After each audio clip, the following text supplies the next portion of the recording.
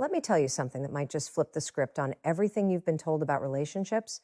The moment you stop caring is the moment everything starts to shift. Not because you're playing games, not because you're trying to manipulate anyone, but because you're finally putting the energy back where it belongs, on you. We waste so much time chasing, overthinking, proving our worth, waiting for a text, replaying conversations, wondering what we did wrong. But here's the truth. Desperation repels. Confidence attracts. This is about understanding the psychology of letting go, not as a tactic, but as a mindset. When you stop clinging, stop trying to control the outcome, and start focusing on your peace, your growth, your power, that's when people notice, that's when he starts chasing. So if you're tired of feeling like you're not enough, lean in, because we're about to talk about how walking away emotionally, mentally, energetically can be the most magnetic move you ever make. When it comes to relationships, one of the most powerful shifts you can make is learning the art of emotional detachment. Not detachment in the cold, uncaring sense, but in the strong, grounded, and self-respecting way. The kind of detachment that says, so want you, but I don't need you. This distinction is everything, because the moment you begin to let go of the desperate energy that often fuels our actions and love, you take back your power. That's what the power of detachment is really about. Reclaiming your emotional freedom. In the early stages of any connection, it's natural to feel excited, even a little obsessive. We think about the person constantly, replay texts, overanalyze the smallest things, and cling to every interaction like it's make or break. But what we don't realize is that this over-attachment often comes from fear. Fear of loss, fear of rejection, fear of not being enough. And fear is never attractive. It leaks out through our words, our actions, our energy. It shows up as neediness, impatience, and insecurity. Ironically, the more we try to hold on tightly, the more the other person begins to pull away. You see, people are drawn to energy that is calm, confident, and centered. When you're emotionally detached, you're not operating from a place of lack. You're not giving someone your peace and expecting them to keep it safe. Instead, you're showing up whole, already full, already secure. That energy is magnetic. It sends a message that you're not looking for someone to complete you, you're looking for someone to complement the life you already love. And that changes everything. Detachment doesn't mean you stop caring, it means you stop over-caring. You stop sacrificing your needs just to keep someone interested. You stop waiting by the phone for a text. You stop letting someone's attention, or lack of it, dictate your self-worth. You recognize that your time, your heart, and your attention are valuable, and you become selective about where you place them. Because here's the truth. When someone senses that their presence in your life is a privilege, not a necessity, they start to value you differently. They start to chase. When you let go of the outcome, when you stop trying to control where the relationship is headed, you create space. Space for the other person to step up. Space for you to observe, to reflect, to decide whether this is even what you want.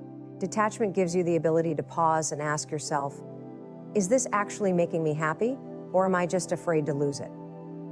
That question alone can transform the way you navigate love.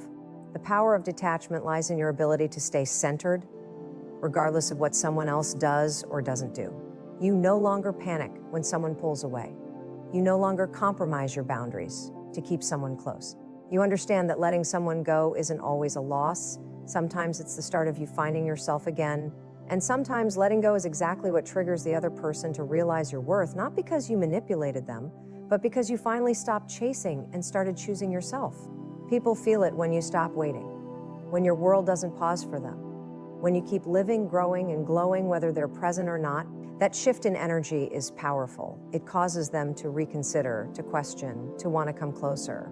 And whether they do or not is irrelevant, because detachment has already given you the gift of clarity, the gift of peace, the gift of freedom from emotional dependency. You begin to see relationships differently. You stop seeing them as something to hold on to at all costs and start seeing them as experiences, valuable, beautiful, and temporary if they need to be. You understand that what's meant for you will stay. What's not will fall away. And your job isn't to force anything.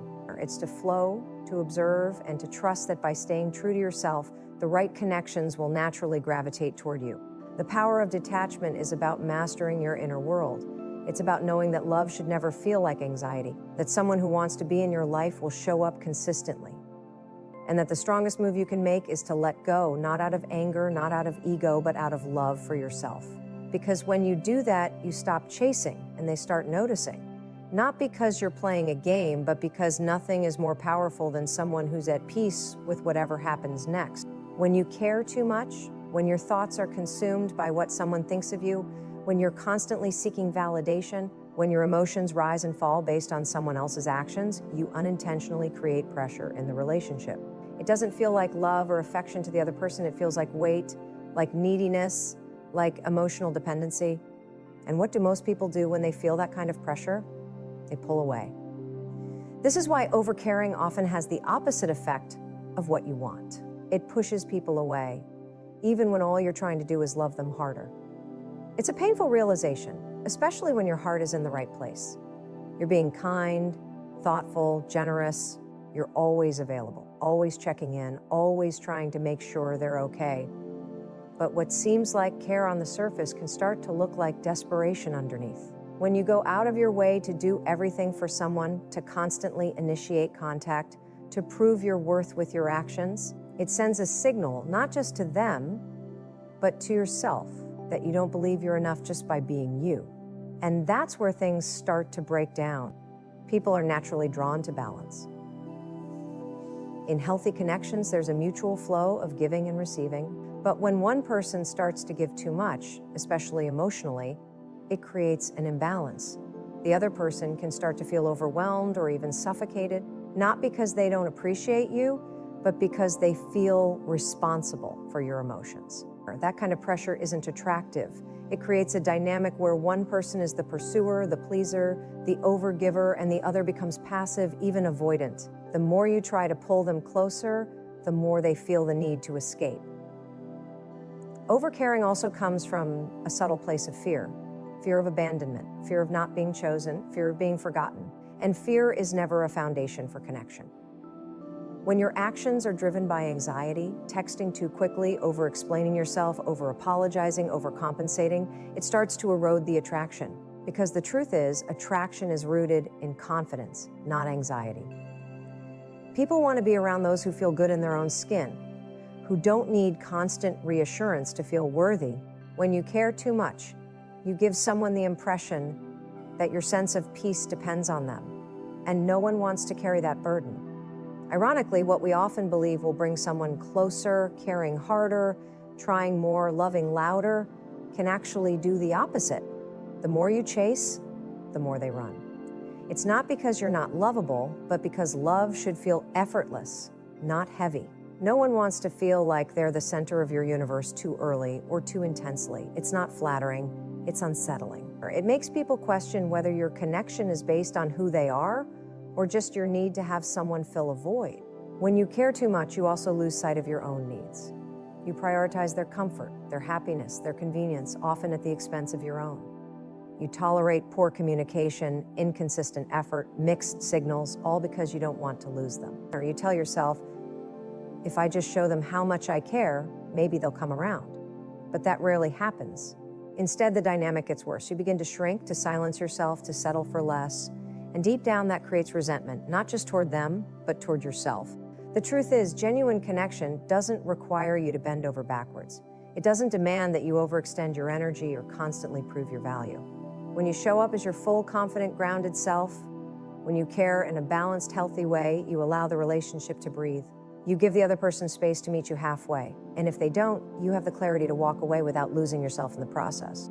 Caring deeply is not the problem. Caring too much, at the cost of your boundaries, your dignity, your emotional well-being, that's where things go wrong.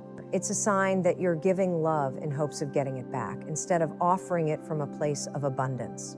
The most magnetic people are the ones who care genuinely, but who are also deeply rooted in their own value. They know that their love is a gift, not a bargaining chip.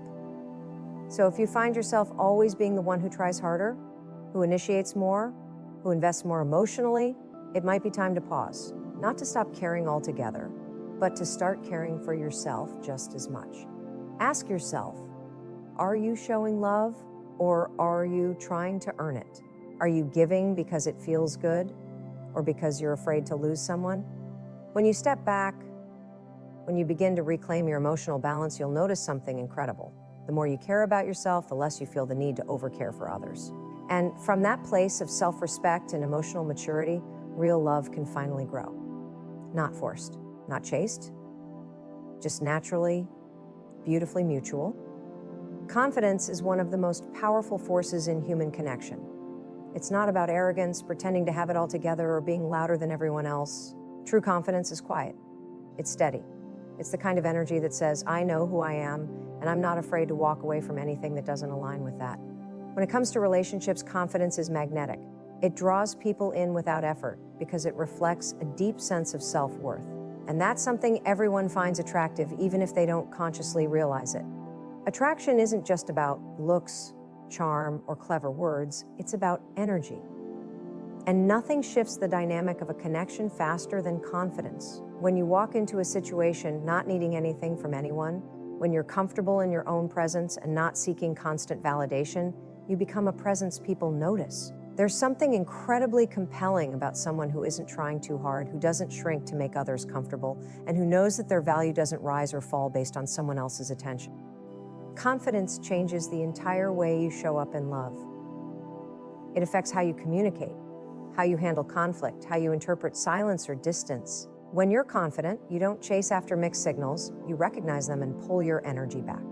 You don't beg for attention, you let people meet you at your level or you move on. That kind of emotional maturity creates boundaries without needing to be aggressive. It sends a clear message. I'm available for a healthy connection, but I'm not here to prove myself to anyone.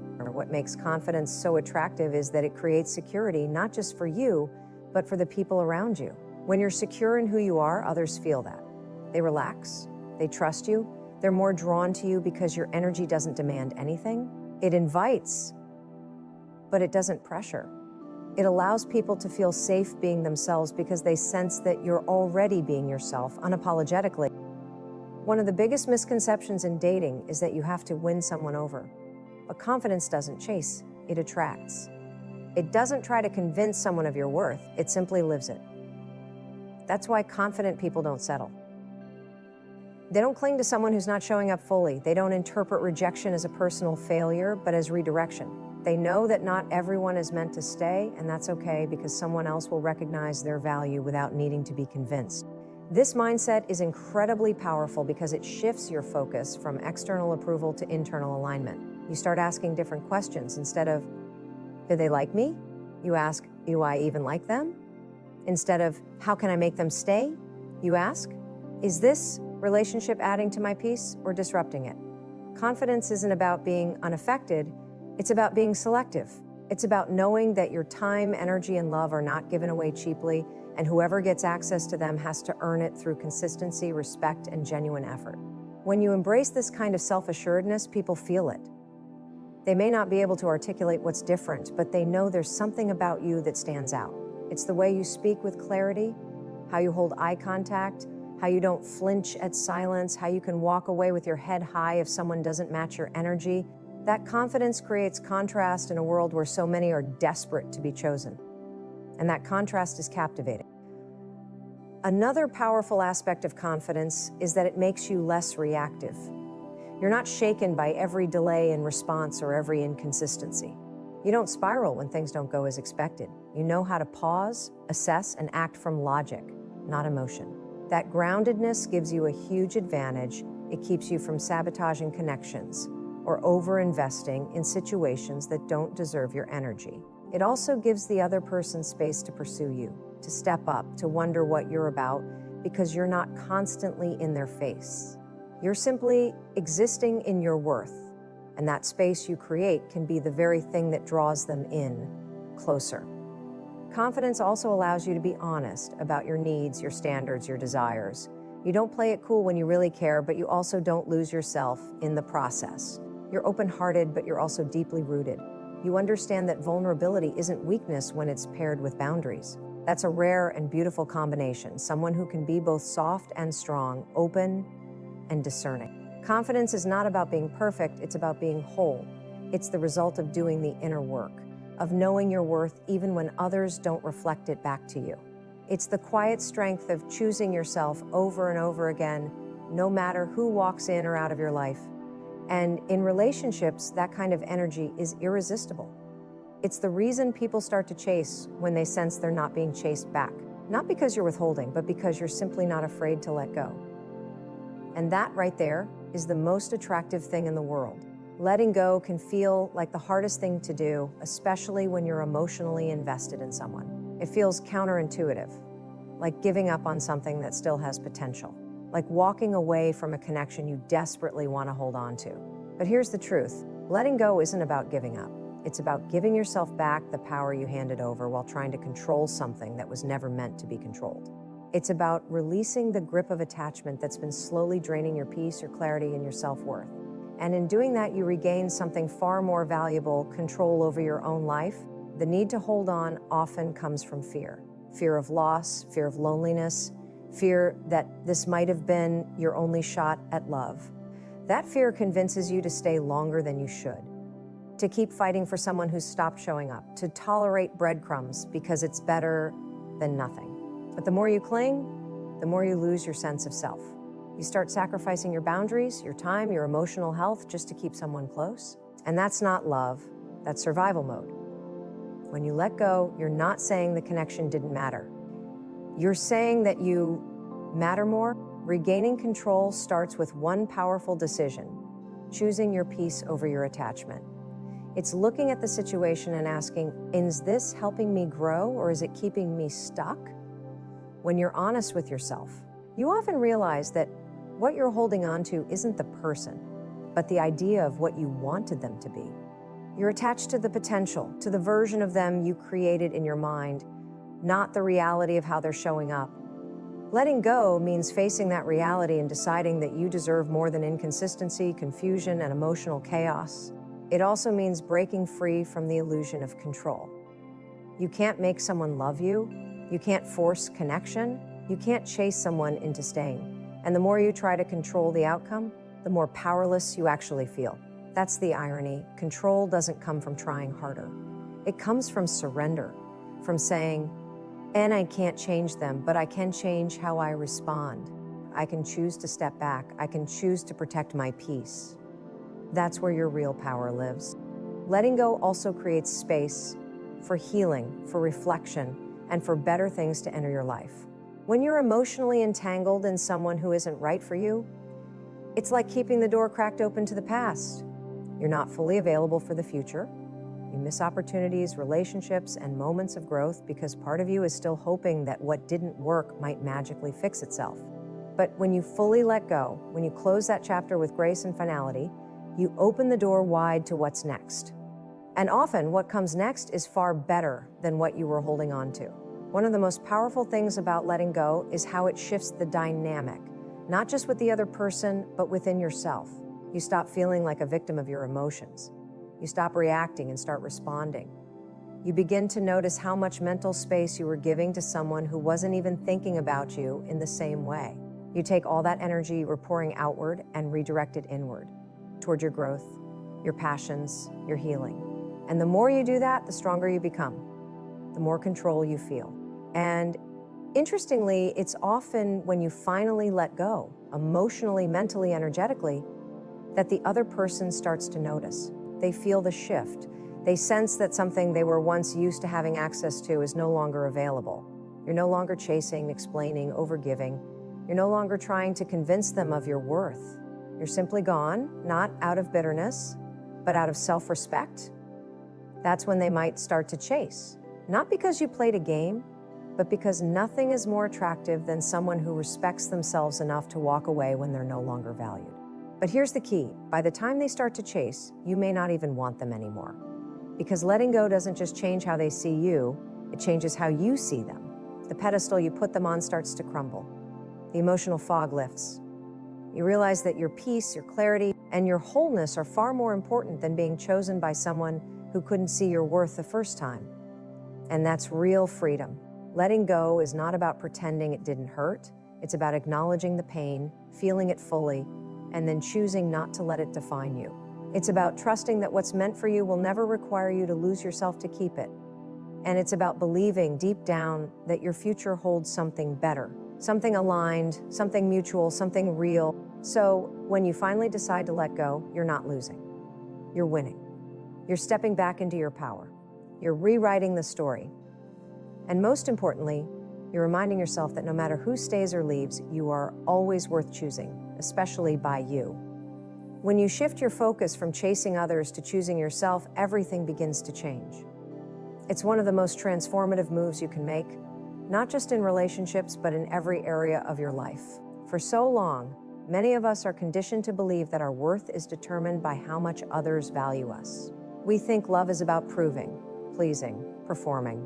We bend ourselves to fit into someone else's world, hoping that if we're enough, pretty enough, kind enough, available enough, they'll stay. But in doing so, we often forget to choose ourselves, and that's where the disconnect begins. Choosing yourself is not about being selfish. It's about being self-honoring. It means putting your needs, your values, and your emotional well-being at the center of your decisions. It means looking at situations and asking, is this good for me? Does this align with who I am and what I want? When you stop chasing someone who doesn't reciprocate your energy, it's not a loss, it's a declaration. You're telling the universe and yourself that you are no longer available for one-sided love, that you're done begging to be seen, that you won't shrink to be chosen, that you are enough as you are.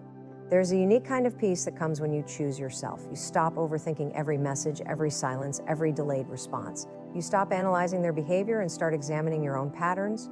You begin to notice where you abandoned yourself, where you stayed quiet to keep the peace, where you gave more than you received, where you accepted less than you deserved just to keep someone around. That clarity is the first step to real healing. And it doesn't come from getting closure or hearing the words you always wanted to hear. It comes from making the decision to prioritize your own peace over someone else's potential. Choosing yourself also brings you back to your own power.